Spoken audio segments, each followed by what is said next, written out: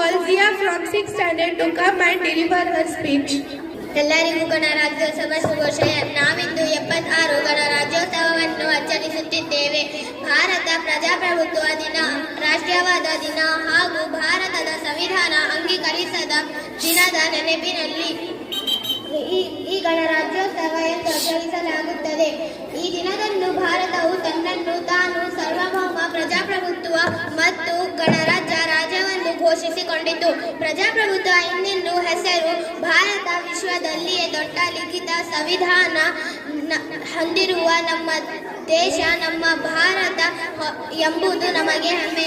ಪ್ರಜಾಪ್ರಭುತ್ವ ಎಂದರೆ ಪ್ರಜೆಗಳಿಂದ ಪ್ರಜೆಗಳಿಗೆ ಇರುವ ಆಡಳಿತ. ಭಾರತ ಸಂವಿಧಾನವು ಪ್ರಜಾಪ್ರಭುತ್ವ ಹಾಗೂ ಜಾತ್ಯತೀತ ರಾಷ್ಟ್ರವನ್ನು ಪ್ರತಿಪಾದಿಸುತ್ತದೆ. ಸಂವಿಧಾನವು ಕಾರ್ಯಾಂಗ, ಶಾಸಕಾಂಗ ಮತ್ತು ನ್ಯಾಯಾಂಗಗಳನ್ನು ಸರ್ಕಾರದ 3 ಮುಖ್ಯ ಅಂಗಗಳಿಗೆ ವಿಭಜಿಸುತ್ತದೆ. ಧನ್ಯವಾದಗಳು For your amazing speech.